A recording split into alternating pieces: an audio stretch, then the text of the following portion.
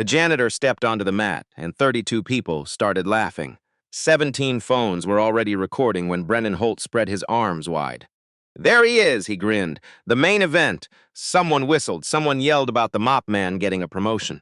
But the man in the gray polo just set the sparring helmet on the floor. "I don't need it," he said. 6 minutes later, nobody was laughing. Because the janitor hadn't thrown a single punch, he simply wasn't there anymore. Jab, gone. Cross, gone. Spinning kick that opened every highlight reel, it hit nothing but air. "Fight back!" Brennan's voice cracked. He charged. 200 pounds behind one wild punch. A hand caught his wrist, and at the far end of the hall, a door was opening, a silver-haired man about to bow to the floor cleaner. There is a kind of silence that isn't quiet at all. It hums, it breathes. It fills the space between what a person used to be and what they are right now in this room, in this chair, by this window. Room 114, Maplewood Care Facility, Decatur, Georgia, Wednesday, 9:47 a.m. Dorothy Webb sat the way she always sat, hands folded in her lap. Eyes on the parking lot below, not watching the cars exactly, watching something past them. Something that existed in a layer of the world only she could access on mornings like this one. 71 years old, hair gone silver and soft, skin the color of warm earth after rain. She had raised one son alone in a 2-bedroom apartment on Flat Shoals Avenue. Had worked the same school cafeteria for 22 years. Had never once asked for anything she could not earn with her own hands.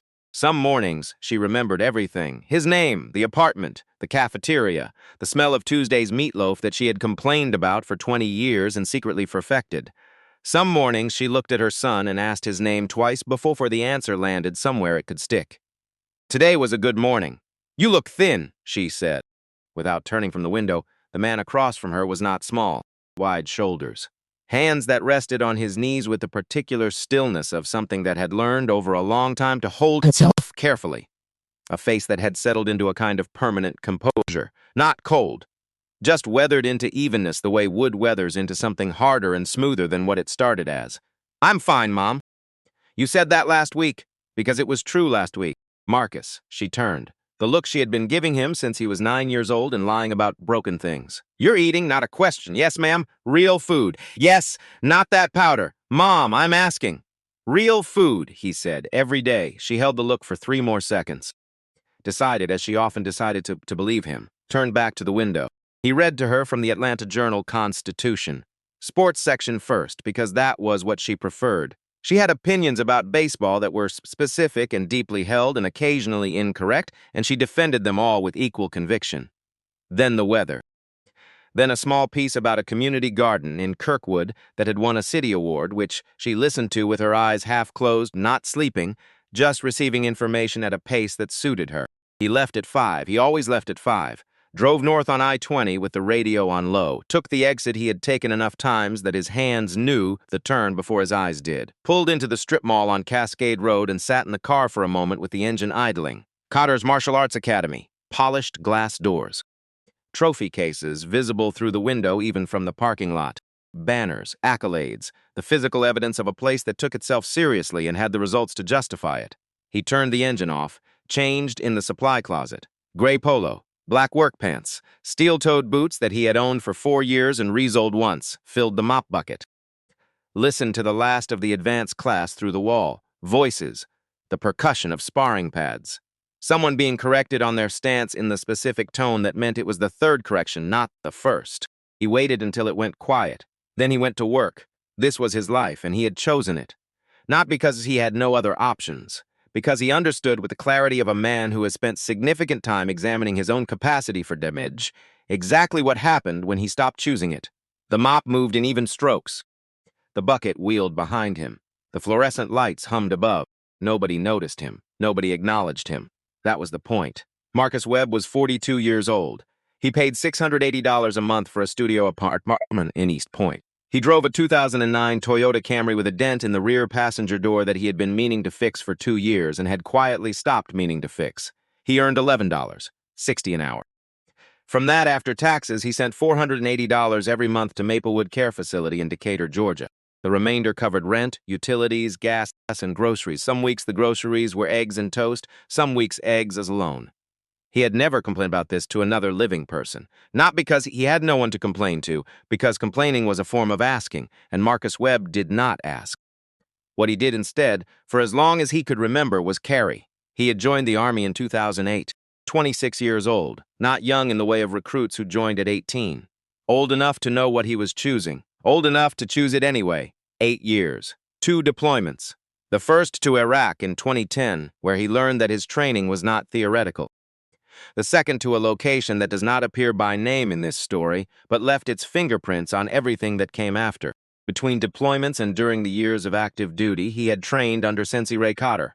Not as a hobby, not to stay fit in the way that people use gyms, as a discipline. A language his body learned to speak when the other languages became inadequate. Cotter was a civilian contractor who had spent 2 decades working with military units, teaching martial arts to soldiers who needed to understand force at a level that went beyond what basic training provided. He was 63 now. He had been 54 when he met Marcus Webb, a 28-year-old specialist with fast hands and the rare quality of genuine coachability. They trained together for 6 years. 5th degree black belt, Shotokan, earned in 2014 at a base gym in Georgia that smelled like rubber mats and industrial cleaning solution. Cotter had tied the belt himself. There was a photograph, taken by another soldier on a phone that had since been replaced twice. 2 men, one older, silver-haired, grinning the way people grin when they are genuinely proud. One younger, broader, holding his face in the careful expression of a man trying not to show how much the moment meant to him, and failing slightly. Marcus had folded the photograph twice and put it behind the spare mop heads in the supply closet of Cotter's Academy on his first week of work in 2021. Not to remember, to keep it somewhere that was his, in a building that was not his, in a life where very little was. The event that defined everything happened in 2016. During the second deployment, it was not combat, not an ambush, not anything that appears in movies about soldiers. It was a hallway, a door left open by accident or design. Marcus walking past at 11:15 at night. Sergeant Darius Ruiz was 22 years old, the youngest man in the unit and one of 2 soldiers who were not white. He kept a photograph of his grandmother in his front pocket and had learned not to talk about being homesick because the other men had made it into something he didn't want it to be. 2 senior enlisted. A room they had chosen deliberately. An assault that had been planned and was not the first of its kind and would not have stopped on its own. Marcus heard it before he saw it. What happened next took 8 seconds. He did not think his way through it. His body had been trained for 6 years to respond to specific stimuli in specific ways. The training did not ask for his opinion. It simply executed. 8 seconds. 2 men on the floor. Ruiz against the wall. Breathing. Shaking. Alive. The report said physical altercation during deployment. 2 service members hospitalized. Record sealed per request of the protected party. Marcus Webb. No charges filed. Conduct consistent with lawful intervention. He finished his service in 2017. Honorable discharge. 8 years complete. What the report did not say was what it felt like to stand in that hallway afterward and look at your own hands. What the report did not say was what it felt like to stand in that hallway afterward and look at your own hands. To understand not as an idea, but as a physical fact what you are capable of. 8 seconds. Marcus thought about those as 8 seconds every day for 7 years. He thought about them on ordinary mornings in East Point, on the drive to Maplewood, in the supply closet at Cotter's Academy while he restocked paper towels. He thought about the speed of it, the absence of hesitation, the way his body had simply known. That knowledge was not something he could unknow. So he chose the mop, not as surrender, as a decision made by a man who understood the difference between strength and wisdom, and had decided that wisdom for him looked like this: gray polo, steel-toed boots, a bucket that squeaked, a life where no one had any reason to make him prove what he was. Brennan Holt arrived at the academy every training day in a black Range Rover that he parked in the 2 spaces nearest the entrance. 28 years old, 6'1", 200 pounds, built through 5 training days a week in a protein regimen that he discussed with the specificity of someone who had confused the preparation for the achievement. 2nd degree black belt. He had earned it legitimately, which was the complicated part. He was technically skilled. He trained consistently. He competed in regional tournaments and won often enough to have developed a belief in his own excellence that the evidence only partially supported. His father, Douglas Holt, was 57 years old and owned a commercial real estate portfolio across Georgia and into Tennessee. He had been donating to Cotter's Academy since 2019. New training mats, $22,000. Locker room renovation, $31,000. Sound system and lobby update, $18,000. an advisory seat on the board, named plaques in the lobby and the men's locker room, $85,000 over 5 years, which bought, among other things, the silence that institutions develop toward their most significant benefactors. Not purchased explicitly, never discussed directly, just understood, the way certain things are understood in organizations that have learned to need specific people. But Brennan was not his father's money. He was his father's sentence, said after a regional tournament where Brennan placed second, said at a dinner table with other people present, said in the voice of a man who understood that saying things in public made them land harder. You have every resource I never had, and you still can't close. Brennan had absorbed this sentence until it became the frequency he operated on. He entered every room measuring it, every relationship, every space. Am I winning here? Is there someone here I can win against? And then Marcus Webb walked past him one evening with a mop bucket that squeaked. And Brennan Holt, for the first time in a long time, felt certain of the answer. It started on a Tuesday in October. The year was 2024. Brennan was running the advanced sparring class, 8 students on the mat. Marcus was in the back hallway restocking paper towels, doing the invisible work of keeping a building functional that everyone benefits from and no one acknowledges. Brennan paused the drill. He walked off the mat and into the supply hallway and stopped in front of Marcus. Hey, mop man. Marcus looked up, said nothing. We need a body for drills. I'm working, Marcus said. My dad pays your check. Brennan's voice dropped, not loud. Loud was for people who needed volume to create authority. When I say come to the mat, you come to the mat. 8 students watched from the doorway. Marcus looked at the helmet Brennan was holding out, then at Brennan. I'll pass, he said. He turned back to the paper towels.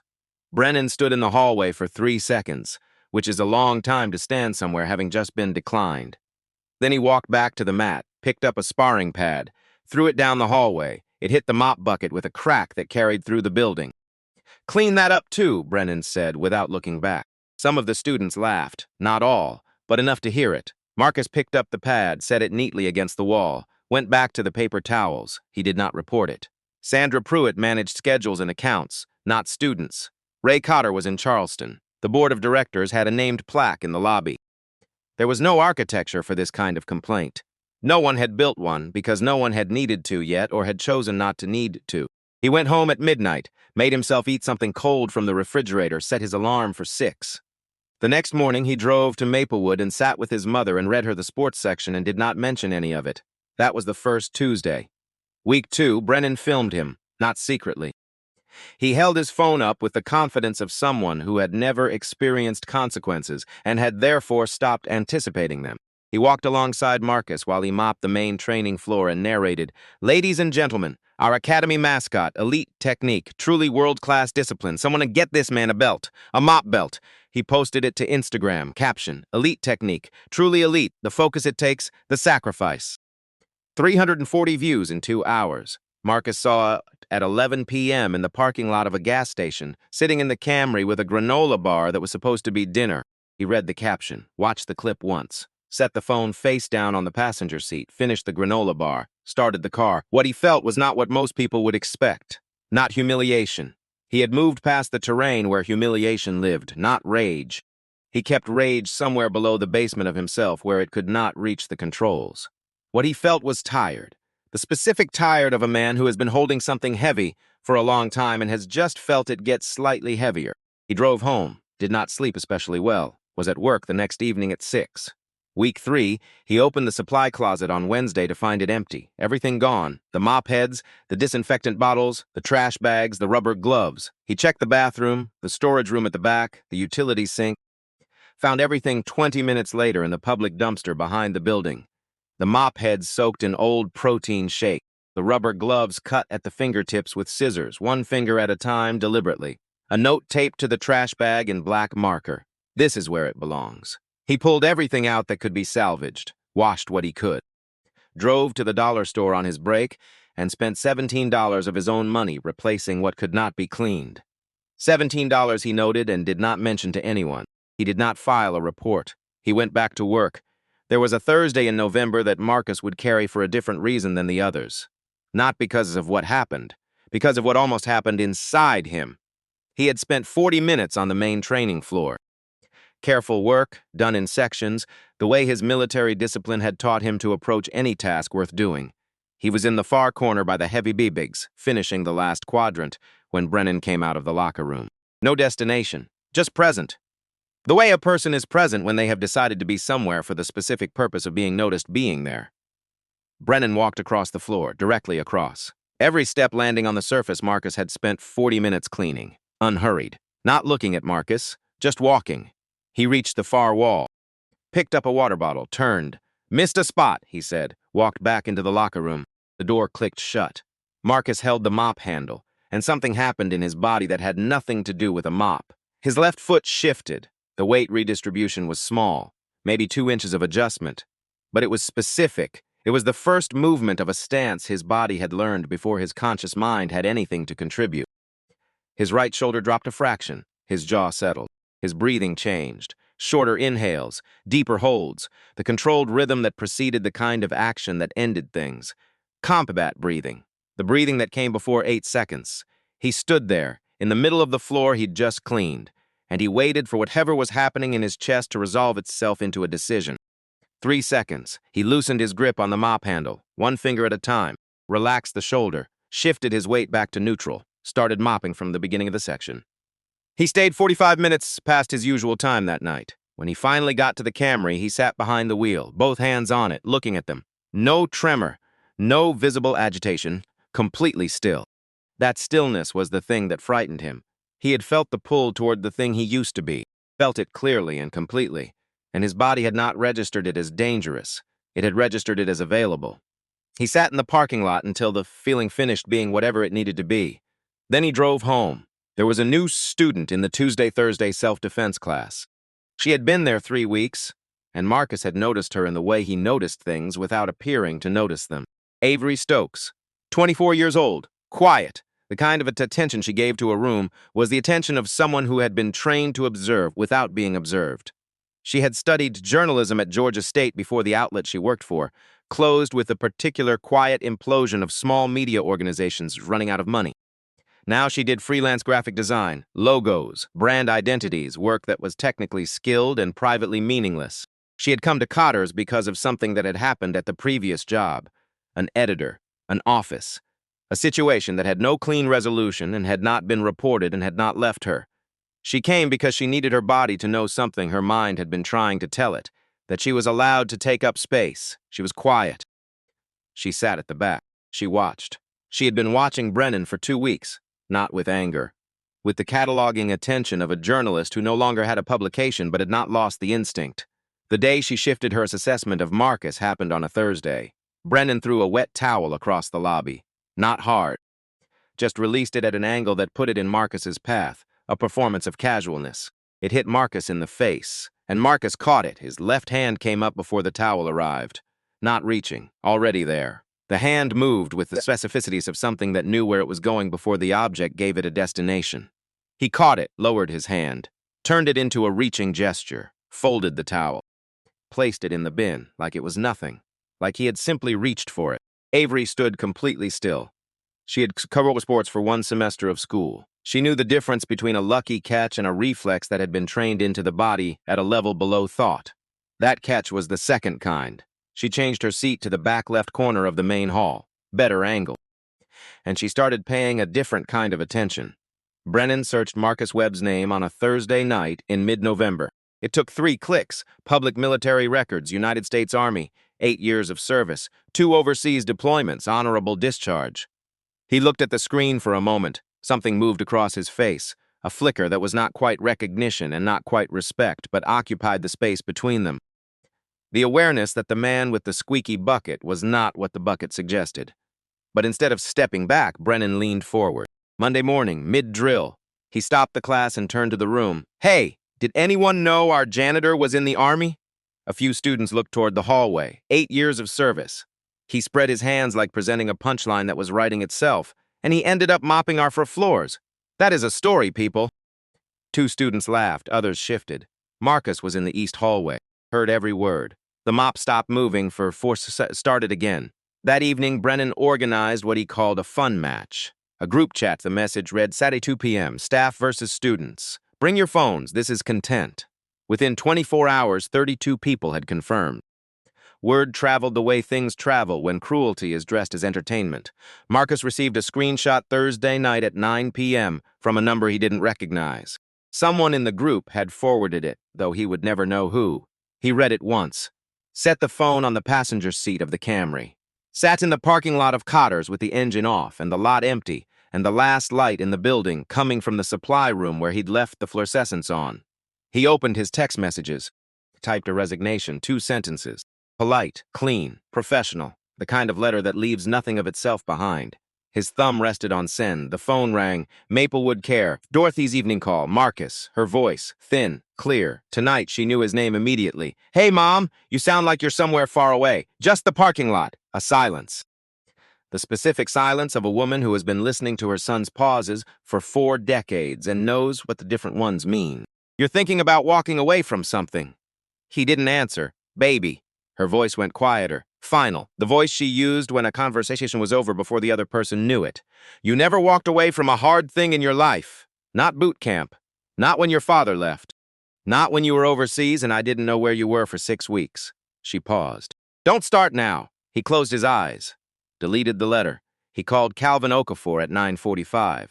Calvin had known Marcus since 2012. They had served at the same installation for 14 months, not close friends, but the kind of close that comes from watching someone operate under pressure and learning from that what they are made of. Calvin had left the service in 2015, attended law school at night while working a warehouse job during the day, had been practicing civil rights law in Atlanta for 6 years. Marcus explained the situation in under 90 seconds. Calvin listens without interruption. Don't initiate, Calvin said when Marcus finished. Don't make any statement that could be interpreted as threatening. Get someone you trust to record everything from the start. And call me the second it's over. They'll push it further after. Probably. Which is why I need you to let them make every move first. All of it on film. All of it their choice. A silence. Marcus. Yeah, one controlled technique. That's it. You hear me? I hear you. He found Avery Stokes in the parking lot Friday morning before class. He had never spoken to her directly. He kept his voice low and his manner neutral. Saturday at 2. Brennan is planning something on the mat. I need someone I trust to record the whole thing. Wide angle. Start to finish. Nothing cut. Avery looked at him. The looking was careful and complete. I'll be there, she said. That night, Friday night, Marcus finished his shift at 11:30, turned off the lights room by room, stood in the main training hall for a moment in the dark. The ambient light from the high windows came in gray and diffuse and landed on the mirrored walls at an angle that multiplied it. The room felt larger than it was, emptier than it was. He set the mop against the wall, and in the dark, alone, with no audience and no purpose except this, he moved, not Kata performed. Kata remembered. Each sequence pulled from somewhere below thought. His feet barely touched the floor. His hands moved through the forms that Cotter had built into him over 6 years of mornings and evenings and corrections offered and received. It was not beautiful in the way that performances are beautiful. It was true. In the way that the thing you actually are is true, when no one is watching and you have stopped pretending otherwise. He stopped, stood in the silence, picked up the mop. He heard the back door. Sandra Pruitt stepped into the hallway. She had forgotten her keys. She had been 40 minutes from home when she remembered. She had turned around. The hall was dark, but she could hear something. She reached for the light switch. Marcus was in the center of the floor, mop in hand, the floor completely dry. Working late? She said. Just finishing up. She looked at the dry floor, looked at the sweat on his forehead, looked at the way he was standing, weight distributed low, shoulders at an angle that did not belong to a man who had been mopping. Right, she said. She went to the office for her keys, came back through the hallway, stopped. The supply closet door was open 2 inches. The hallway light fell through the gap at an angle that reached the back of the lower shelf. She saw it because of the angle, a photograph, folded twice, yellowed at the edges. Just enough visible to see 2 figures, one with silver hair, one broader, younger. She recognized the older man without question, Ray Cotter. She looked at the sweat on Marcus's forehead, at his hands on the mop. She did not say anything. She walked out of the building, got into her car, sat in the parking lot with her keys in her hand. Then she called Ray Cotter. He picked up on the second ring. She did not explain everything. She did not need to. She described what she had seen. The dry floor, the photograph, the way Marcus had been standing. Cotter was quiet for a moment. What time does it start Saturday? He said. 2. I'll be there before 1:30. He had been in Columbus for a tournament consultation. 6 hours south by car. He would drive through the night. Sandra sat in the dark parking lot for another minute after the call ended. Tomorrow was Saturday, and something was about to stop being hidden. Saturday came in gray. Not dramatically gray. Not the gray of storms that announce themselves. The gray that Atlanta does in November when the sky simply closes quietly, like a book someone set face down and forgot about. A low ceiling of cloud that made the morning feel contained, interior. Like the city was holding its breath. Marcus was awake at 5:40. Not because of an alarm. Because he had not slept in the way that sleep is supposed to work. He had been in and out of something shallow and restless, and at 5:40 his eyes opened and he understood he was done. He lay on his back for a minute, looked at the ceiling, then he got up, made coffee in the small kitchen of his East Point studio. The apartment was clean in the way that his life was clean. Not decorated, not personalized in any visible way. A space that had been organized and maintained with the same discipline he applied to everything, which meant it functioned well and revealed almost nothing about the person who lived in it. He stood at the window with the mug, watched the parking lot below. A woman walking a terrier on a red leash. The dog investigating the base of a light pole with the serious attention that dogs bring to things that don't deserve it. A man in a yellow safety vest loading something into the bed of a truck with the unhurried movement of someone with a long day ahead and no illusions about it. Ordinary Saturday. Ordinary people doing ordinary things. He drank the coffee, did not sit, did not turn on the television, did not check his phone. He thought about Dorothy. About room 114 and the window she sat by. About the $480 that kept that window available to her every month, that kept the staff who knew her name employed, that kept the particular arrangement of this life functional. He thought about Calvin Okafor's voice on the phone 2 nights ago. Don't initiate. Let them make every move, all of it on film. He thought about Avery Stokes in the parking lot yesterday morning, the way she had looked at him. Careful and complete. I'll be there. He rinsed the mug, placed it upside down on the drying rack, pulled on his work clothes, gray polo, black pants, steel-toed boot, stood in front of the bathroom mirror for 3 seconds. Then he left. He did not drive directly to the academy. He drove to Maplewood first. It was early. Visiting hours didn't officially begin until 9, but the staff on the morning shift knew him, had known him for 3 years. He was the son who came every Wednesday without exception, and sometimes on Saturdays when something was happening that he needed to sit with before it happened. Dorothy was already awake, sitting in her chair by the window with her tea going cold in her hand because she had forgotten she was holding it, which was how some mornings started. She looked up when he came in, knew his face, knew his name. Today both arrived together, which was the best kind of morning. "You're here early," she said. "Thought I'd come by. Something's happening today." Not a question. She set the tea down on the side table. "Something's happening today," he confirmed. She studied him. The particular examination of a woman who had been reading her son's silences for 42 years and had developed a comprehensive taxonomy of what they meant. "You ready for it?" she said. He sat down across from her, took her hand. Her hands were smaller than they used to be. He noticed this every visit, the way the hands that had seemed so large to him as a child kept quietly becoming something else. "I think so," he said. "You think so, or you know so?" "I know so." She nodded, satisfied. The nod of a woman who has been right about her son for a long time and recognizes the continuation of a pattern. "Then go do it," she said, "and come back and tell me what happened." He stayed 20 minutes, read her the weather from his phone because she liked knowing what the day was doing even from inside.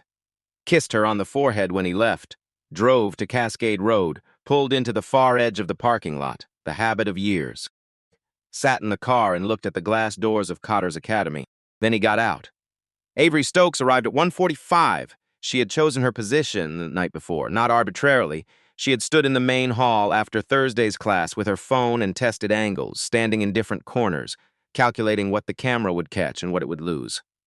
The back left corner was best. From there, the entire mat was visible. Both entrances, the mirror wall, no blind spot that mattered. She positioned herself there at 1:45, hoodie. Quiet shoes, the portable battery pack in her jacket pocket, phone charged to 100%. She pressed record at 1:52. Because Avery Stokes had spent 2 years in journalism before the outlet closed, and the first thing journalism teaches you is that the moment you decide to start recording is always too late. You start early and you cut later. You never cut before. The room filled around her. Students she recognized from the regular classes. Others she had never seen. Friends of students, apparently. People in street clothes who had the anticipatory energy of an audience that had been told something entertaining was about to happen. By 1:58, there were 26 people in the hall. By 2 o'clock, 32, phones already out, some already recording. The specific atmosphere of a crowd that has gathered expecting something to go wrong for someone else and is comfortable with that expectation. Avery kept her phone at her side, angle calculated, recording. Brennan Holt arrived at 1:59, fresh gi, white. The belt tied twice, she noted, not because the first tie failed, because he wanted it to look a specific way. He moved to the center of the mat with the loose-limbed assurance of a man who had written the script for this afternoon and was now simply waiting for his cue. He shadowboxed, rolled his neck, bounced on the balls of his feet, the warm-up of a man performing his own confidence for an audience he had assembled. The crowds responded. A few claps. Someone in the back yelling something that produced laughter. Brennan grinned. This was the most people who had ever come to watch him. That should have told him something. The door at the back of the hall opened at 2:18. Marcus Webb walked in, gray polo, black work pants, steel-toed boots, the same clothes he wore every night he came to clean this building. He walked through the door and stopped just inside it and took in the room the way he had learned to take in rooms. Quickly, completely, without appearing to. 32 people. 17 phones already recording. The setup of a crowd organized around a center of gravity that expected him to be the object of something. His eyes went to the back left corner. Found Avery, found the angle of her phone, exactly where he had asked her to be. She did not acknowledge him. He did not acknowledge her. He looked at Brennan in the center of the mat. Brennan spread his arms, performance-wide. There he is, Brennan said. The main event. Laughter. Clapping. Someone near the back let out a long whistle. The crowd doing what crowds do when they have been waiting and the thing they were waiting for has arrived. Marcus walked toward the mat without hurrying. Come on, Brennan said. Don't make us wait. Marcus stepped onto the mat. The room erupted, clapping. Someone yelled something about the mop man getting a promotion. The specific cruelty of a crowd that has decided what it is watching and has given itself permission to enjoy it. Brennan held out a sparring helmet, magnanimous. The gesture of a man extending mercy. Marcus took it, held it for a moment, set it on the floor. I don't need it, he said. Brennan's grin widened into something that had stopped being a smile. Your funeral, he said. They squared up. Brennan in his competition stance, left foot forward. Hands high. Chin tucked in the way that his coach had corrected him toward over 3 years of regional tournaments. The posture of a man who had trained correctly and often and had learned to trust what training produced. Marcus stood straight, arms at his sides, feet shoulder-width apart, weight centered and low in the way that is not a stance at all, but simply the way a body stands when it is not performing anything. To 32 people watching, he looked like a man who had not understood the invitation. Brennan didn't waste time. He threw the jab, fast, clean, aimed at the jaw. Marcus moved his head 2 inches to the left. The fist traveled past his ear and into the air beyond, not blocked, not deflected, simply no longer in the path of the thing coming toward it. 2 inches of adjustment in the neck, and the punch had nothing to arrive at. Brennan reset, through the cross. More shoulder this time, more commitment. Marcus turned his torso, slightly. The angle was small. The punch grazed the outside of his arm and continued forward into space. Brennan threw a front kick, snapping, aimed at the midsection. Marcus pivoted on his back foot. The kick landed on air. Not even the air where Marcus had been. The air where Marcus was no longer. The crowd had gone quiet. Not the quiet of disappointment. The quiet of people who had expected one story and are now watching a different one unfold and have not yet decided what to make of it. Brennan's jaw tightened. He came with the combination, jab, cross, hook, his competition sequence. The one that had won him 3 county titles and a regional placement and a highlight reel that began with this exact combination landing. Marcus slipped the jab. A small movement of the head. The fist went past. He caught the cross on his forearm, not blocking it in the way walls block things, redirecting it, meeting it at the moment of its arrival and changing its address. The contact made a sound, a crack, sharp, like a bat hitting something it was not meant to hit. It came off the mirrored walls and reached the back of the room. The hook arrived. Marcus was no longer there. He had taken half a step at a diagonal, smooth and silent, and the hook passed through the space his body had just vacated. No wasted motion, no panic, nothing extra. He had not struck back once. The crowd understood that something had gone wrong with the afternoon script. They could feel it but not yet name it. Phones shifted angles. People who had been watching casually were watching carefully now. Brennan's breathing had changed. Heavier, faster. The rhythm that comes not from effort but from the specific anxiety of a fighter who has thrown his best and landed nothing, who cannot find what he is trying to hit, who is beginning to understand, at a cellular level, that the room he thought he was in is not the room he is in. His footwork degraded, frustration moving down from the chest into the legs. He set up the spinning back kick, his showcase move, the one that opened his Instagram reel, the one that had landed in every competitive match he had entered for 3 years, because he set it up well and committed to it fully, and it was genuinely fast. He began the rotation. Marcus stepped forward, into it, not away. He moved inside the arc of the kick, into the space that the rotation was moving away from, so close that Brennan's leg sailed past behind him. The kick, committed and fast and technically sound, completed itself perfectly against nothing, and for one suspended moment they were inches apart, faces level. Close enough to hear each other breathe. Brennan's eyes, mid-rotation, found Marcus's eyes, and he stopped moving. Not a choice exactly, more like an interruption. Something in what he saw demanded that he pause before he continued. Calm, not the performance of calm, not the suppression of something agitated, the real thing. The calm that comes from having already done the calculation and arrived at the answer and accepted it. The calm that is not about confidence, that is about completion. Marcus stepped back, one step, had still not thrown a single strike. Fight back. Brennan's voice came out wrong, too high. The control had slipped from it. Stop moving, fight. Marcus said nothing. Brennan charged. The overhand right was everything he had left. Everything accumulated. The 3 weeks of filming, and the mop heads in the dumpster in the dining room he had emptied, and the voice in his chest that had been measuring him against a standard he had not chosen and could not reach. It was all in the punch. 200 pounds of accumulated need aimed at the face of a man who refused to perform the role assigned to him. Marcus moved, one step to the right, out of the line. His left hand came up and found Brennan's wrist at the point of maximum extension, the moment when the punch had traveled as far as its force could carry it and had nothing left. His right hand found the inside of Brennan's elbow. 2 contact points, 2 small adjustments. He redirected the momentum that was already there, did not add force, used only what Brennan had brought. One technique, one motion, textbook, clean. The application of physics to a specific problem with the minimum necessary input. Brennan's feet left the ground. For 1 second that the room would not forget, 200 pounds of second-degree black belt was horizontal in the air, rotating. The white gi catching the fluorescent light, then the mat. The impact was not a thud, it was a detonation. A flat, explosive sound that traveled through the hardwood floor and into the walls and up through the feet of everyone standing in the room. The air left Brennan's lungs in a sound that was not dignified. He lay flat on his back, chest heaving, eyes open and aimed at the ceiling, mouth working without producing language. He did not get up. Nobody in the room moved. Nobody spoke. 17 phones continued recording in absolute silence. Marcus stood over him, not standing over him in the way of someone demonstrating a victory. Just standing, breathing at the same rate he had been breathing throughout. He extended his hand down. Brennan looked at it for a long moment. Something moved across his face that was not anger and not gratitude and not anything that had a clean name. Just the expression of a man who has arrived at the end of something and does not yet know what comes next. He slapped the hand away. Marcus nodded. Once, stepped off the mat. Brennan rolled onto his side, pushed himself up slowly, sat on the mat with his knees up and his forearms resting on them and his head down. 200 pounds of second-degree black belt sitting on the floor like a man waiting for a room to stop spinning. Nobody moved toward him. Nobody said anything. The 32 people along the walls had gone so quiet you could hear the fluorescent lights. Brennan did not look at anyone. He was still sitting there when the door at the far end of the hall opened. Ray Cotter was 63 years old, silver hair cut short and close, a leather jacket over a flannel shirt that he had been wearing for 12 hours of driving, a travel bag and still on his shoulder.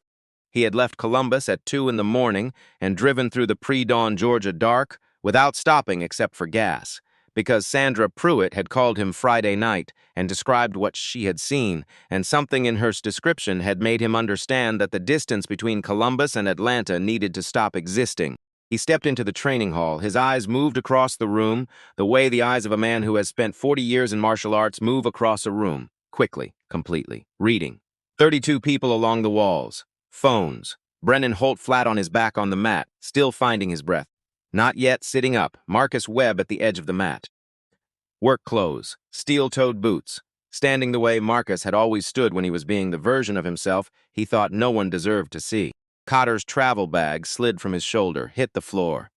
He and Marcus looked at each other across the length of the training hall, across 10 years, across a base gym in Georgia in 2014, across the folded photograph in the years between then and now and all the distance Marcus had put between himself and the thing he actually was. Ray Cotter placed his feet together, straightened his back, and bowed. Not a social bow, not the abbreviated acknowledgement that passes between people who see each other regularly. A full bow, deep, deliberate. The bow that carries its own language, the kind that says, I know who you are, I have always known who you are, and I am not performing this recognition for the room. The bow that masters give to masters. The room did not breathe. It's been a long time, Cotter said. His voice was quiet. For Marcus only, though the silence of the room made it available to everyone. Master Webb. 30 people stood in the silence of their own surprise. Marcus was still for a moment. Then he bowed back, full and unhurried, equal in depth and intention, the bow of a man who has been seen and is accepting the sight. Nothing else was said, no explanation offered, no speech given, no invitation for the room to update its understanding. 2 men. A bow. 10 years returned to visibility in 4 seconds. Avery Stokes, in the back left corner, had not stopped recording. Avery uploaded the video at 4:17 that afternoon, every platform she had access to. She had created accounts on 2 additional ones specifically for this, on Calvin Okafor's advice, so that the footage existed in multiple places simultaneously and could not be removed from one location without the others remaining. The title was simple: Black Belt dares Janitor to fight. Sensei walks in and bows to him. 6 minutes and 40 seconds. From Brennan's opening shadow boxing to Cotter's bow, uncut, unfiltered. Every punch Brennan threw. Every punch that found nothing. The throw, Brennan on the mat, Cotter at the door. All of it. By 6 that evening, 400,000 views. By the time Atlanta went to sleep, past 1 million. By Sunday morning, 4 million, and the number was not slowing. The comments moved the way comment sections move when something genuine has landed in a place that was for it. I've watched this 11 times. I cry at the bow every single time, the way he set that helmet down, the way he just set it down. That man mopped their floors every single night, every night. He didn't move twice. He just wasn't there anymore. The janitor has never thrown a punch in this video, and I feel like I watched him win everything. The hashtags appeared and spread with the speed of things that answer a question people didn't know they were asking. Quiet Warrior. Then Master Webb. Then, by Sunday afternoon, something that arrived from a comp section and spread faster than either, Thute carried. By Sunday night, it was trending on 3 platforms simultaneously. Douglas Holt did not sleep Saturday night. He sat in the living room of his house in Buckhead with his phone on the coffee table in front of him, not watching the view count with satisfaction. Watching it with the focused attention of a man watching his position degrade in real time and calculating the speed of the degradation and what specifically could be done about it. His son had been thrown across a mat in front of 32 witnesses on 17 phones, and the footage was approaching 2 million views, and the comments were not what Douglas Holt wanted the comments to be. He made 3 calls before midnight, the first to Warren Fitch, his attorney. Warren Fitch had been practicing litigation in Atlanta for 24 years and had a reputation built on the specific skill of making complicated situations legally manageable. His suits were expensive and his results justified them. The second call was to a media consultant named Patricia Graves. 15 years of shaping public narratives before they reach the phase where public opinion hardens into something that courtrooms have to account for. She was very good at her job. She was good at it the way surgeons are good at operating. Without sentiment, without pause, with the clean focus of someone whose expertise exists independent of the specific patient.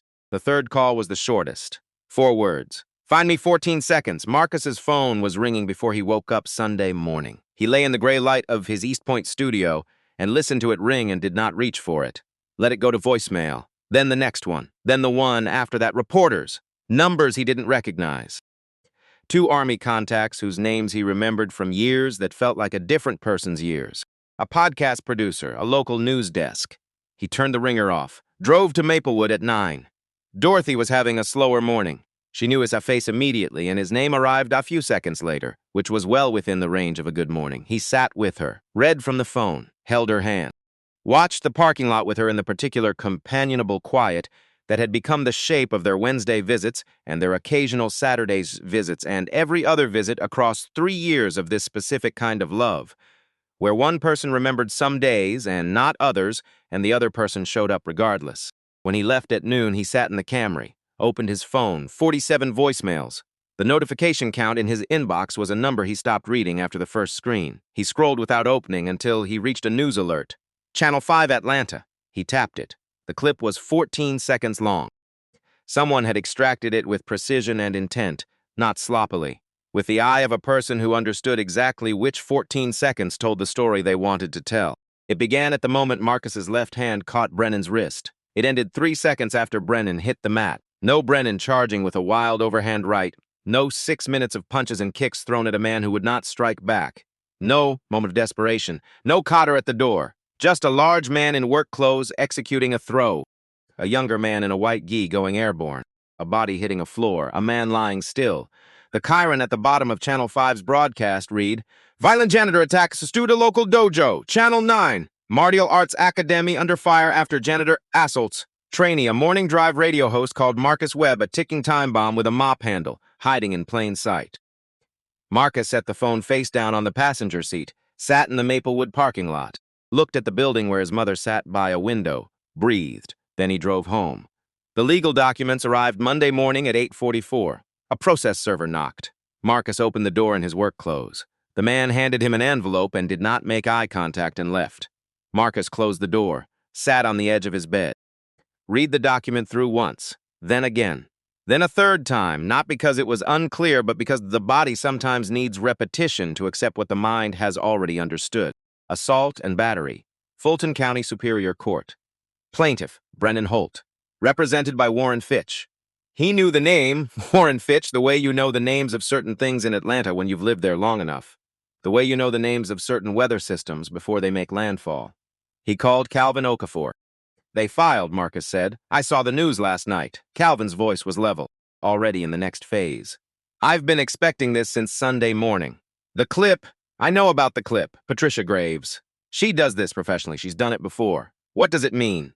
It means they've committed to a public strategy, which means we get to be public too. A pause. Marcus, I need you to understand something. This is going to get worse before it gets better. The clip is out there, and a lot of people have only seen the clip. That's the reality for the next several weeks. Okay, what you have to do during those weeks is nothing that gives them more material. Nothing. I understand. I'm filing for the security footage today, 90 days. I'm subpoenaing Avery's complete recording. I'm requesting Brennan's full disciplinary history at the academy. What do you need from me? Nothing yet. Just stay still. Let me work. Tuesday morning, Sandra Pruitt called. Her voice carried the specific tightness of a person reading words they did not write. Marcus, the board met last night. She stopped, started again. You've been suspended, without pay, pending the legal outcome. I'm sorry. He sat with the phone against his ear. I understand, he said. My hands? I know, Sandra. He hung up. Did the arithmetic he had been not doing. $480 due to Maplewood in 9 checking. His next paycheck, which was not coming. He sat on the edge of his bed for a while, looking at the floor, not panicking. Panic was a luxury of people who had the energy to spare for it. He was past that. He drove to Maplewood. Dorothy was having a good morning. She knew his name immediately. She was sitting by the window with her tea, actually drinking it while it was warm for once, and she looked at him when he came in with the specific attention she reserved for the days she could see him clearly. You've got that face, she said. What face? The one you had when you were 12 and broke the bathroom mirror and hoped if you didn't mention it, I'd assume it broke itself. He sat down across from her, almost smiled. I'm having a complicated week, he said. She reached across the gap between their chairs and covered his hand with hers. Do you know what you're doing? I think so. Do you trust the people helping you? He thought of Calvin Okafor in his office on Lowery Boulevard. The 14 months they had served at the same installation. The specific things he had watched Calvin do under pressure. Yes, he said, then let them help. She patted his hand, released it, picked up her tea. Read me something. The Braves did something in the offseason I need to understand better. He pulled out his phone, found the sports section. Read to his mother in room 114 while outside the sky stayed gray, and somewhere across the city a machine was building a case against him, and somewhere else another machine was quietly taking it apart. He read to her until visiting hours ended. Then he drove back to East Point and waited for the next thing to arrive. It arrived Thursday afternoon. Sandra Pruitt walked into Calvin Okafor's office on Joseph E. Lowery Boulevard without an appointment. She had not been subpoenaed. She had not received a request. She came because she had spent 3 days sitting at her desk, looking at the board's decision, and a mental inventory of everything she had placed in a drawer over 3 years, and the drawer had become too heavy. She sat across from Calvin, both hands flat on the table. The posture of a woman who has made a decision and is done with the part where she second-guesses it. She told him about the complaints, 3 of them. 3 years, 3 different people, 3 different incidents involving Brennan Holt. Filed in writing, acknowledged in writing, and then not acted upon. The first was from a student Brennan had publicly humiliated after a sparring loss, following him out of the building and continuing outside. Written complaint to Sandra, passed to the board, acknowledged, dormant. 2 weeks later, $22,000 in new training mats from Douglas Holt. The second was from a part-time instructor who had corrected Brennan's technique in front of other students.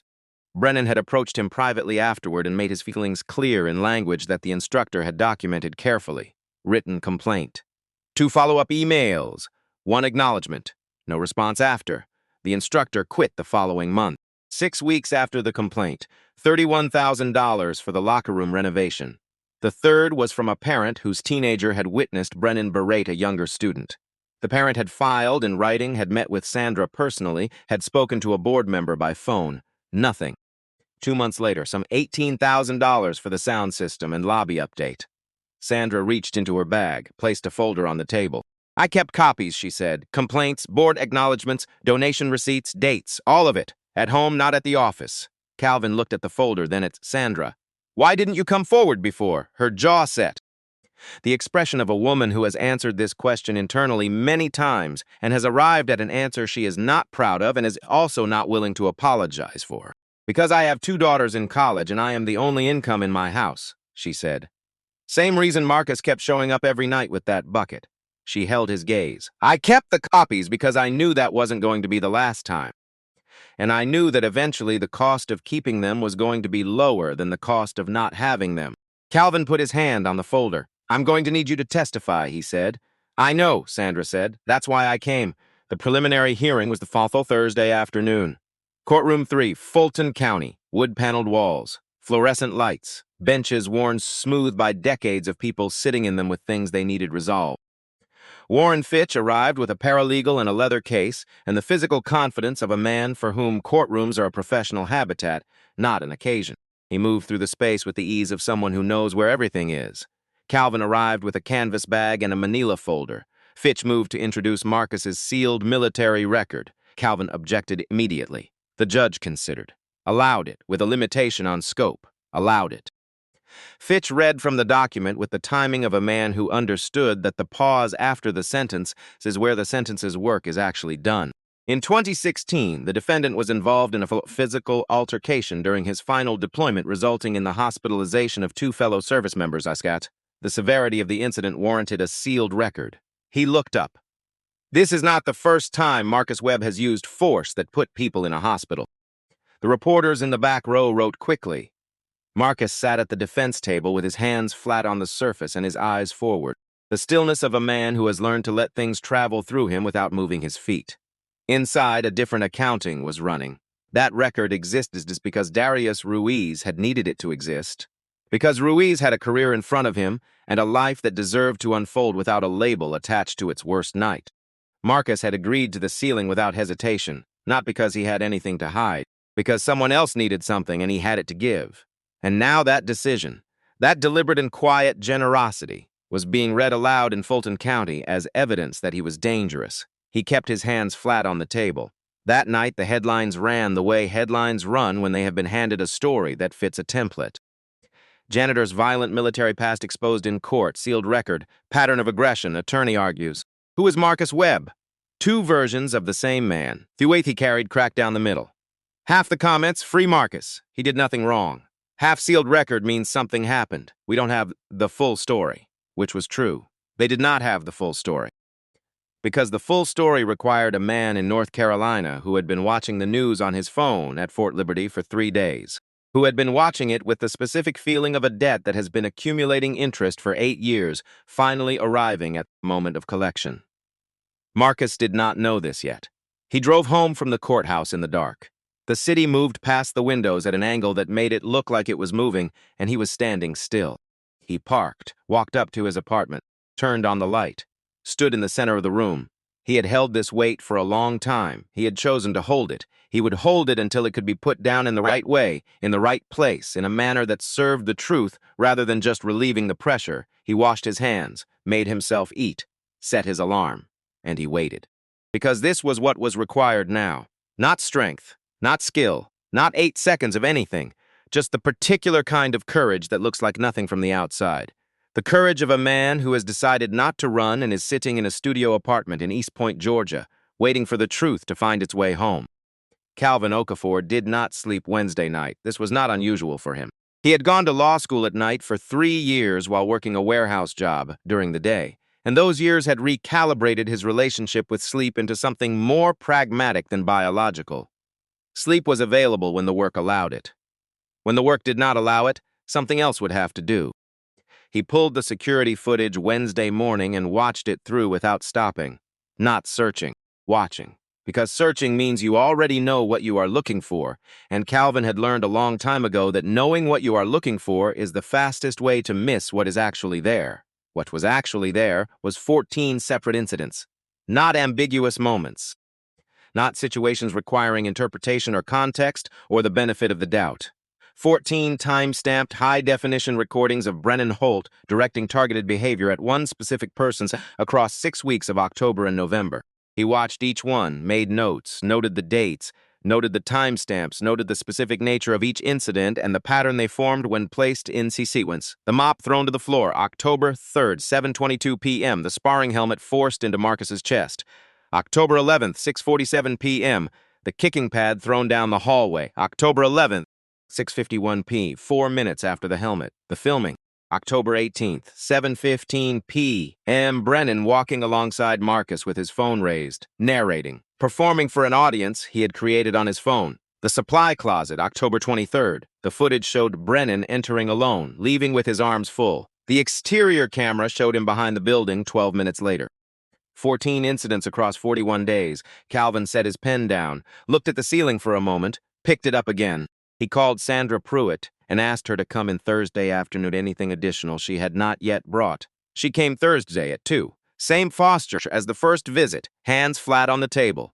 The body language of a woman who has committed to a direction and is not reconsidering it. She had brought emails. Internal correspondence between herself and 3 separate board members following each of the 3 complaints.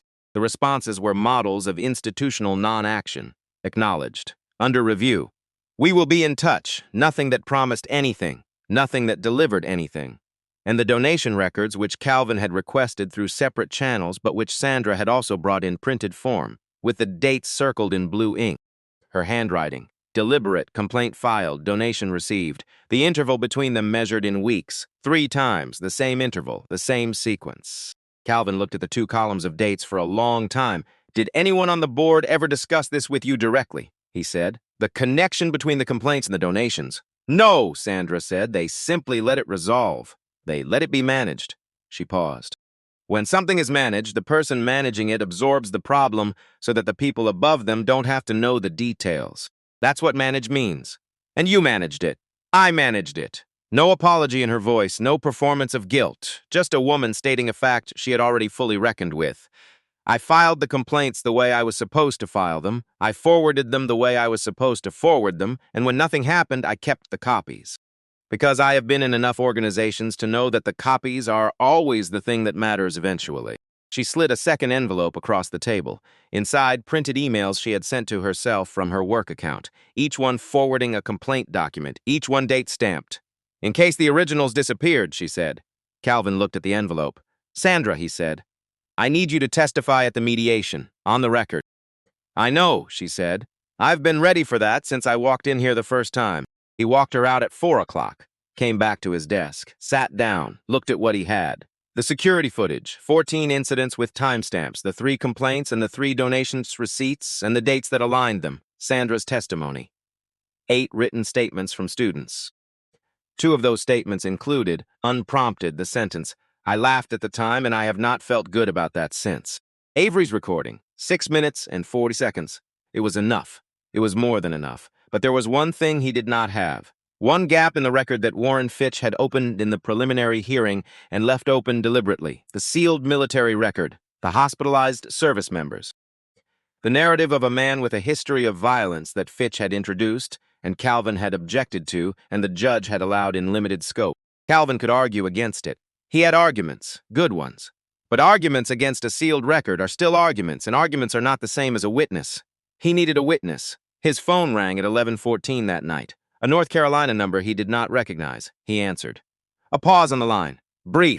The kind of pause that comes before something that has been prepared and is now being committed to. This is Calvin Okafor. My name is Darius Ruiz. I'm a sergeant, United States Army, Fort Liberty, North Carolina. Another pause. Shorter. I've been watching the news for 4 days. I think you're representing Marcus Webb. Calvin reached for his pen. I am, he said. The sealed record they read in court. Ruiz's voice was steady. The steadiness of someone who has rehearsed this, not because they are uncertain, but because the words matter and they want to say them correctly. That record exists because of me. I requested it. I requested it to protect myself, not to protect Marcus.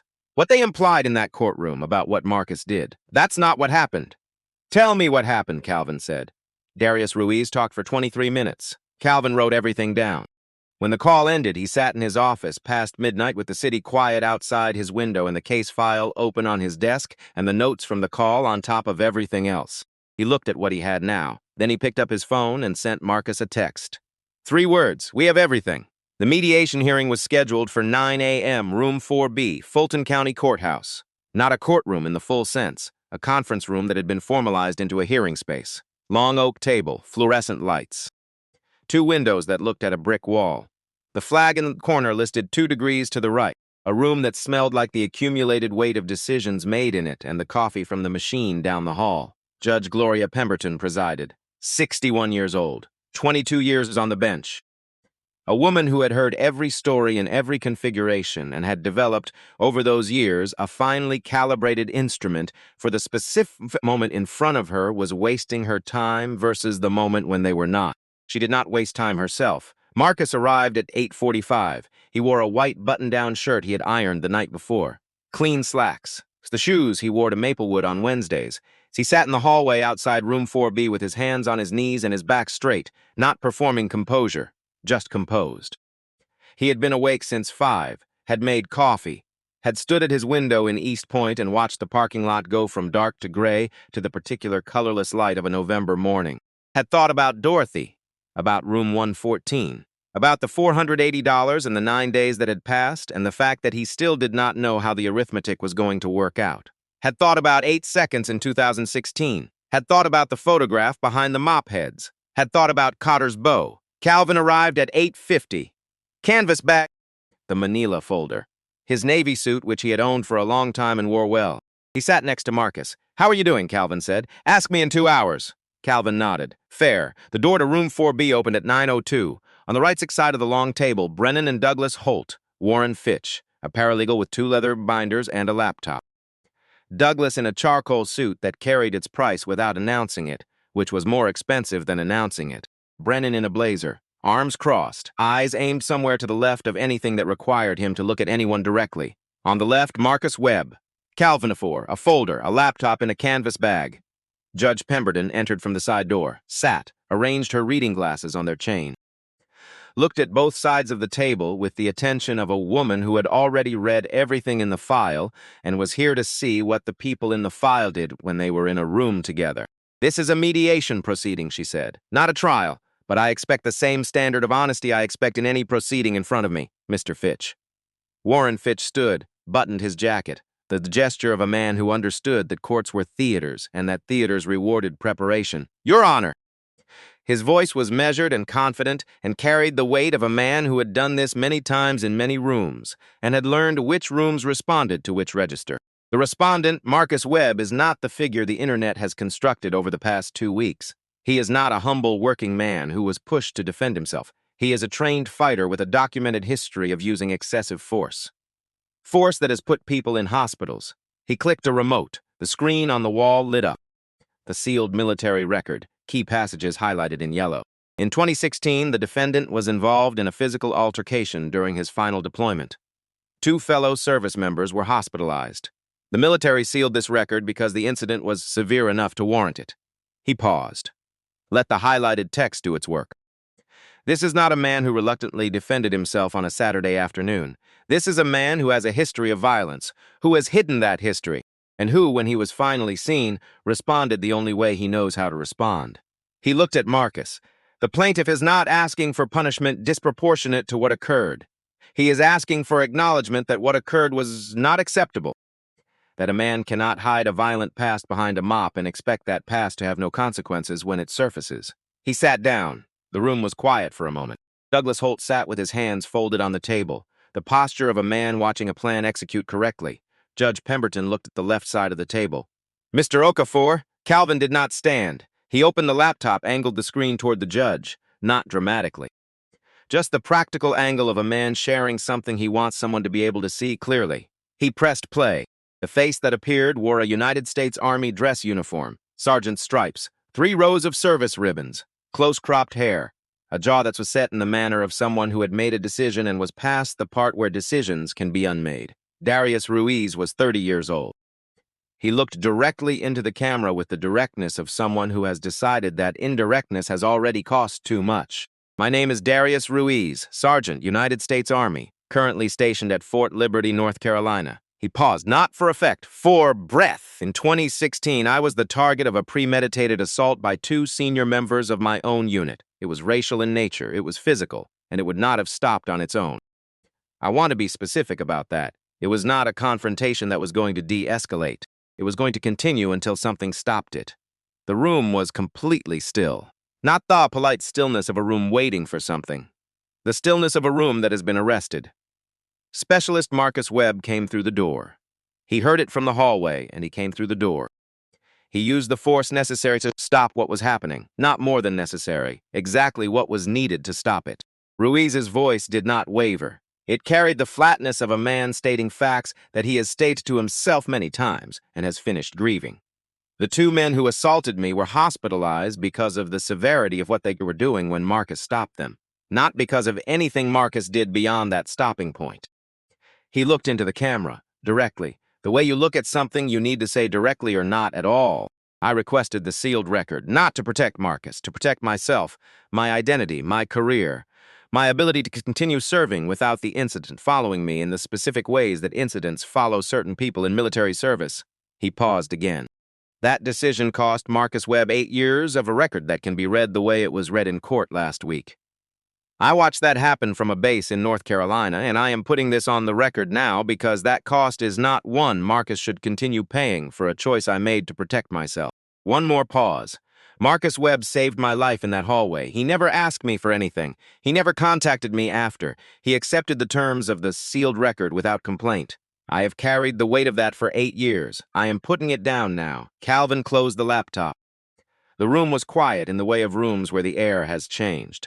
Douglas Holt was looking at the table, the folded hands, the contained confidence of a man managing a well-resourced position. Gone. Warren Fitch was looking at his legal pad. The pen in his hand was not moving. Brennan was looking at the wall. He had been looking at the wall since Ruiz began speaking and had not shifted his gaze. Calvin opened the manila folder. He laid the documents across the table one at a time, without drama, without pacing for effect. Just the steady placement of evidence in front of a person whose job is to evaluate it. Avery's recording, 6 minutes and 40 seconds. Brennan throwing the first punch, Brennan throwing the second, the combination, the spinning kick, the charge. Marcus executing one controlled response, Cotter at the door. All of it in sequence, unedited. The security camera footage summary. 14 documented incidents across 41 days with timestamps and descriptions. The 3 complaint documents, the 3 board acknowledgement emails, the 3 donation receipts. Dates aligned in a column that required no annotation. A. Cesar Pruitt's signed statement. 8 witness statements from current students. Calvin spread the last document flat. Your Honor. His voice was even, not theatrical. The voice of a man presenting information he is confident in to a person he is confident will evaluate it correctly. Mr. Fitch has described Marcus Webb as a dangerous man hiding a violent past. I want to be precise about what the record actually shows. He looked at the table, at the documents. It shows a man who intervened to stop a racial assault on a fellow soldier at personal cost, using the minimum force required, and then accepted terms that protected the victim's identity at the cost of his own record. It shows a man who endured 6 weeks of documented, systematic harassment at his workplace without initiating contact or making a single threatening statement. It shows a man who, when physically attacked, defended himself with one controlled technique after absorbing a charging punch. He paused. And it shows an institution that received 3 separate written complaints about the plaintiff's behavior over 3 years and responded to each of them by doing nothing while the plaintiff's family made donations that arrived in the weeks following each complaint. He looked at Fitch, then at Douglas, then at the judge. The Holtz filed this case because Brennan was embarrassed. On film, in front of 32 witnesses, on 17 phones. He was not injured. There is no medical record of injury. He was embarrassed. An embarrassment, Your Honor, is not a cause of action. Judge Pemberton removed her reading glasses. She placed them on the table in front of her with the deliberateness of a woman who removes her glasses when she is done reading and is ready to look at the people in the room. She looked at the documents. She looked at Douglas Holt. She looked at Brennan. She looked at Marcus. Mr. Holt, she said. Douglas looked at her. I've reviewed the complete security footage. I've reviewed the full recording. I've reviewed the complaint history and the donation records. She did not raise her voice. She did not need to. Your son initiated this confrontation. He initiated it on the mat on Saturday, and he initiated it in this building across 6 weeks of documented incidents before Saturday. The respondent defended himself with a single technique after Brennan Holt charged him with an uncontrolled punch following 6 minutes in which the respondent did not strike back once. She set her hands flat on the table.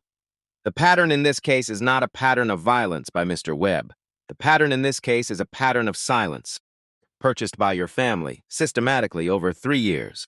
3 complaints, 3 donations. The sequence is in the record and it does not require interpretation. Douglas's attorney leaned in close and spoke quietly into his ear. Douglas raised his hand. Your Honor. His voice was the voice of a man who has made difficult situations resolve for 30 years and is accustomed to the resolution arriving at the moment he applies the appropriate lever. My client is prepared to discuss a private settlement. Mutual non-disclosure, both parties agree to terms. The matter closes without further public proceeding. No, one word. From the left side of the table. Quiet, not loud, not performed, not the product of anger or relief or the adrenaline of a man who has been waiting for his moment, just certain. Marcus had not spoken since the hearing began, had not moved, had not visibly responded to anything that had been said on either side, had sat with his hands flat on the table and his back straight and his eyes forward, receiving everything, holding it, being exactly what he was. The word stopped the room. Everyone looked at him. No settlement, Marcus said. His voice was the same voice he used for everything. Unhurried, even. The voice of a man who has finished performing calm because calm is now simply what he is. No NDA. I want it on the public record. Douglas's attorney started to speak. Calvin raised a hand. My client requests formal dismissal of all charges with prejudice and formal notation of the harassment evidence in the court record, available for reference in any future proceedings involving the same parties.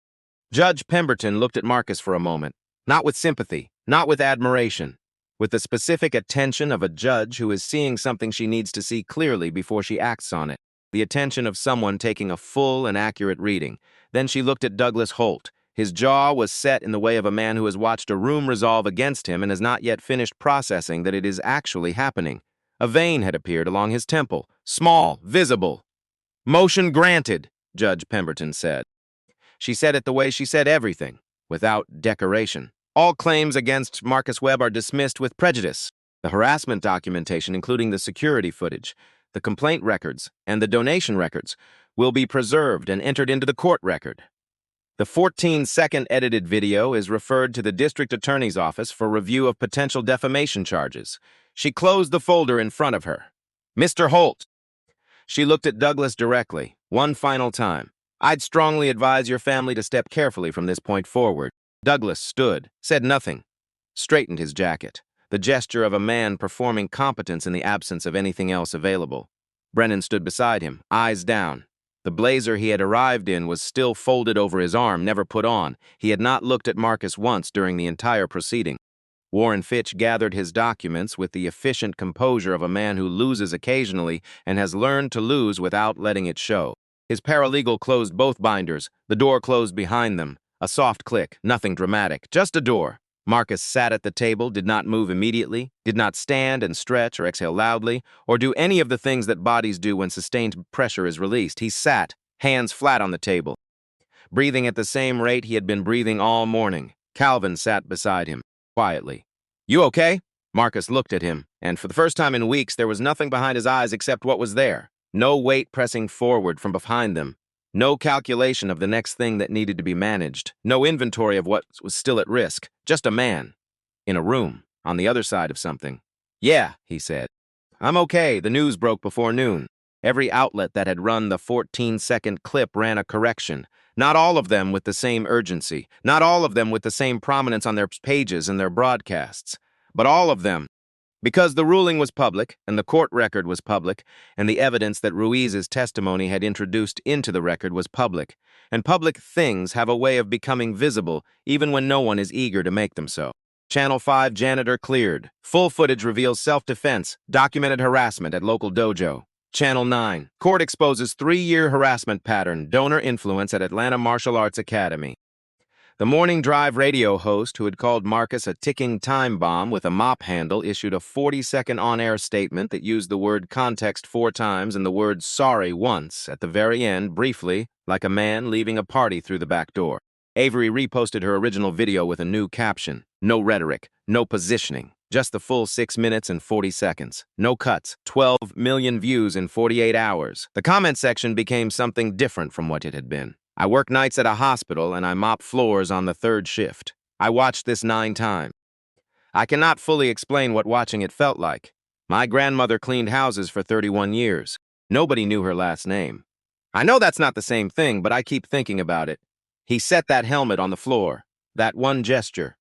I have been thinking about that gesture for 2 weeks. This is every person who ever made themselves smaller so someone else could feel bigger in the same room." Thwaite carried trended for 4 consecutive days. At Cotter's Academy, the consequences arrived quickly and without extended deliberation. The board convened Sunday afternoon. Ray Cotter ran it. He stood at the head of the conference table and said what needed to be said in under 3 minutes. "We took money to stay quiet," he said, 3 times. "That ends today and it does not happen again." The board voted unanimously. Brennan Holt was permanently expelled from the academy. A restraining order was filed barring him from the premises. Every piece of equipment, every renovation, every item associated with Douglas Holt's donations was either returned or removed and replaced with funds from the operating budget. The advisory seat was dissolved. Both named plaques came down. Sandra Pruitt carried the locker room plaque to the dumpster herself, both hands, no ceremony. The satisfaction of a woman putting something down that she had been obligated to look at for a long time. The Academy issued a public statement. Short, no legal hedging, no distance. Cotter's Martial Arts Academy failed Marcus Webb. We allowed financial influence to override the safety and dignity of a member of our staff. That is not a condition we accept or explain away. We owe Marks not an apology but action. Starting now. Ray Cotter called Marcus on Monday morning. Marcus drove to the academy in the Camry with a dent in the rear door. Parked in his usual spot at the far edge of the lot. Walked in through the back entrance out of habit. The supply closet had been emptied and cleaned. New shelves. The photograph that had lived behind the mop heads was gone from there. He found it on Cotter's desk when he walked into the office, propped against the desk lamp. 2 men. One older, silver-haired, grinning. One younger, broader, trying not to show how much the moment meant to him. 2014. The base gym. Cotter gestured at the chair. "Sit down." Marcus sat. Cotter was quiet for a moment. He was a man who chose his words and took the time to choose them correctly. "I've known you since you were 28 years old," he said. "I watched you train through conditions that ended better athletes than you. I watched you earn that belt in a gym that smelled like rubber and bad coffee. I watched you make a choice to walk away from everything I taught you because you had decided the knowledge was more dangerous than the ignorance." He stopped. "I hired you in 2021 without acknowledging who you were to me. Without saying, in front of the people in this building, what you had earned. I told myself it was what you needed. That you wanted to be anonymous. That I was respecting your choice." He held Marcus's gaze. "That was easier than the truth." "What was the truth?" Marcus said. "That I didn't want the complications of explaining it, and that taking the easier path cost you in ways you should not have been asked to absorb." He paused. "That's on me." Marcus looked at him for a moment. You gave me work in 2021 when I had nothing steady, he said. Dorothy's payments never bounced. I'm not holding anything against you. I know you're not, Cotter said. That is the part that should embarrass me most. He reached to the side of his desk, placed something on the surface between them. A gi, white, clean, pressed with care. A black belt, folded on top. Full-time instructor. Your name on the schedule. Benefits starting the 1st of the month. The board has already approved it. Marcus looked at the gi, did not reach for it immediately. The way you do not reach immediately for something you have been waiting a long time to hold. Because you need a moment first to confirm that you are actually there, that the room is real, that the thing in front of you is what it appears to be. I want to build something specific, Marcus said. Tell me. A class for people who have never been in a place like this. Night shift workers, hospital maintenance staff, people who drive buses and clean hotel rooms and stock shelves at 2 in the morning, people who spend their whole professional lives making themselves invisible so that no one around them feels threatened. He looked at Cotter steadily. I want to give them something, not competition training, not trophies. I want to give them the knowledge that standing up for themselves does not have to mean losing everything. Cotter was quiet for a moment, the quiet of a man hearing something he should have offered years ago and is grateful is being offered now, even if the offering is not his to make. Then that's what we build, he said. Marcus reached across the desk, picked up the gi, held it, just that, the weight of it, which was not heavy at all, which was lighter than anything he had carried in years. The first class was held on a Saturday morning 3 weeks later, free, open, no registration required. A time and a place, and a door left unlocked. 31 people came. A man named Gerald, who maintained HVAC systems for a hospital on Piedmont Road and had hands that had worked hard for 30 years and a voice that had learned to stay small in professional spaces. A woman named Ruth, who cleaned guest rooms at a downtown hotel and had driven 35 minutes on her only day off. A cafeteria worker from a Decatur high school. 2 city bus drivers. A man who ran the overnight desk at a shelter on Memorial Drive. A laundry facility worker who had her sister because she didn't want to come alone. People who arrived before the sun and went home after it. People whose names were not on anything in any building they had ever entered professionally. People who stood in the main hall of Cotter's Academy on a Saturday morning and looked at the mirrored walls and the championship banners and the polished hardwood with the uncertain attention of people who have been told they are allowed in a room but are still waiting to feel like it is true. Marcus stood at the front of the mat, white gi, black belt. He did not feel nervous. He had expected to. The absence of it was something he had to adjust to for a moment, and then it made sense. Because this was not a performance. It was not a demonstration or a defense or a proof of anything. It was simply the truest version of himself arriving at the place it had always been heading. And the truest version of yourself does not make you nervous. It makes you quiet in the way that is different from the quiet of hiding. He bowed to them. 31 people bowed back, uneven, some too deep, some barely moving, all of it real. He taught for 90 minutes, not spectacular things, not the things that win tournaments or appear in highlight reels, the foundational things. How to stand without apology, how to breathe when something is trying to take your breath, how to hold your ground without aggression, how to take up the space that is already yours. The physical grammar of a person who has decided they are allowed to exist without constantly managing how that existence affects the people around them.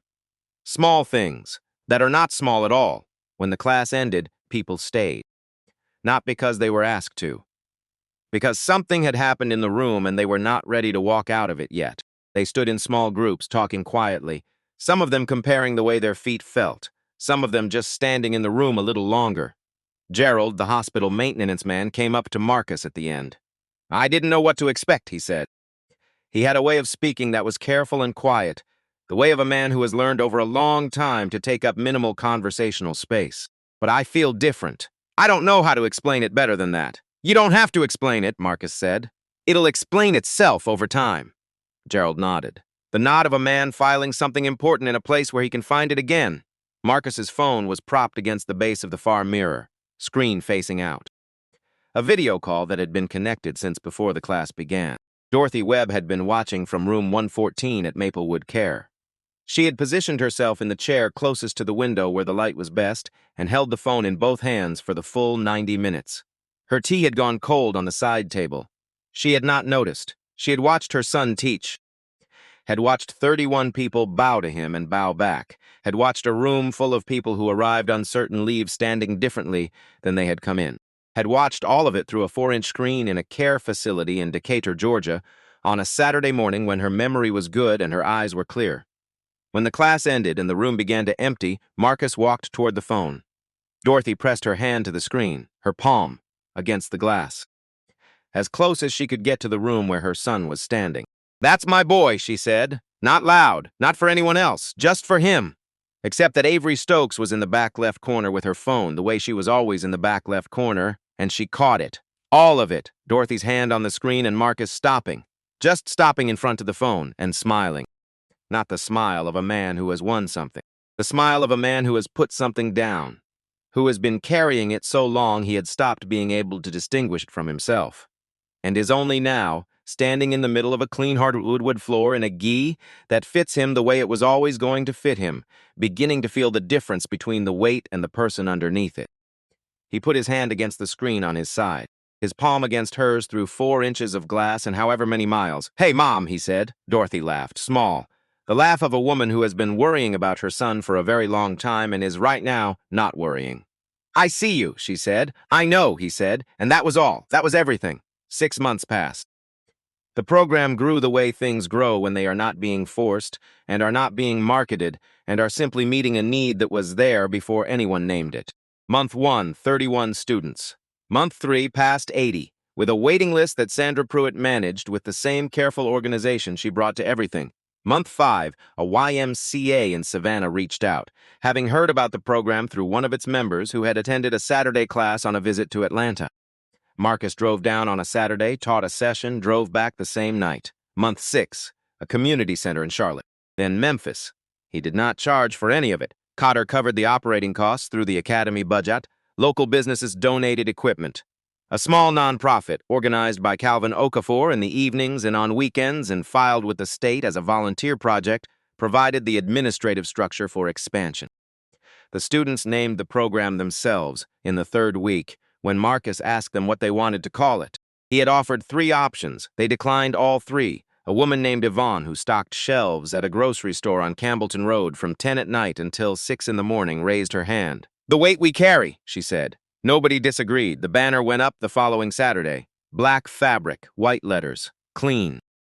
Avery Stokes kept coming, not to film. She had filmed what needed filming. She came to the Saturday classes because her body had decided it was time to learn something her mind had been trying to teach it for 2 years, that she was allowed to take up space, that standing in a room without bracing for what the room might do to her was a skill, and skills were learnable, and she was going to learn this one. She did not announce this. She just kept coming back, every Saturday, in the back left corner, working. Sandra Pruitt drafted a complaint policy for the academy. It took her 2 weeks to write it the way she wanted it written. 3 people on the review panel, none of them with financial ties to the academy. All complaints addressed within 14 days, in writing, with a documented next step. She printed it, had it framed at the shop on Lee Street, hung it on the wall outside her office next to the class schedule. Underneath it, in a dollar store frame that she had chosen specifically because she liked the way it looked against the wall, a photograph printed at the pharmacy on regular paper. 31 people bowing, the back of Marcus's head. The mirrored wall returning the image, the first class. Cotter reduced his time on the tournament circuit gradually, then more quickly than he had planned. He found that he preferred being in the academy, preferred the Tuesday and Thursday evenings when the main hall was full, preferred the Saturday mornings most of all. Some afternoons after the last class of the day, he and Marcus trained together in the empty hall. No instruction, no correction. 2 people who had known each other for 12 years, moving through forms they had both long since memorized, in the quiet that belongs to people who no longer need to explain themselves to each other. Brennan Holt did not leave Atlanta. He enrolled in a counseling program in Marietta. 12 weeks, court recommended. He stayed for 20, not because anyone extended the recommendation, because around week 5, a therapist asked him a question he had never been asked before. Not what do you want to achieve, not what are your goals, what do you want? For yourself, not for what it would prove. Brennan sat in the chair across from her for a long time, could not answer, which the therapist told him gently was the beginning of something rather than the absence of it. He did not contact Marcus, did not try to. He understood, in the way that becomes available to people who are doing the actual work of changing, that his timeline for becoming better was not Marcus's problem to accommodate, that the world did not organize itself around his redemption arc. But 6 months after the mediation hearing, an envelope arrived at Cotter's Academy. No return address. The address of the academy written in handwriting that was careful. The envelope sealed carefully. Inside, one piece of paper, folded once. 2 sentences. I was wrong. I'm working on it. Sandra recognized the handwriting immediately. She had processed enough of his paperwork over 3 years. She found Marcus after the Saturday class, handed him the envelope without context. He opened it, read it, stood there for a moment with the paper in his hand.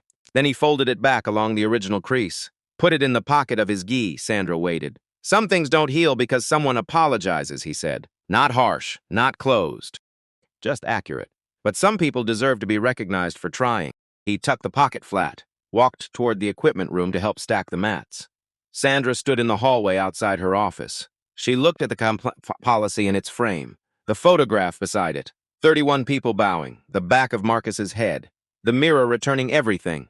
She thought about the drawer, the one she had been putting things into for 3 years because she could not afford to act on them.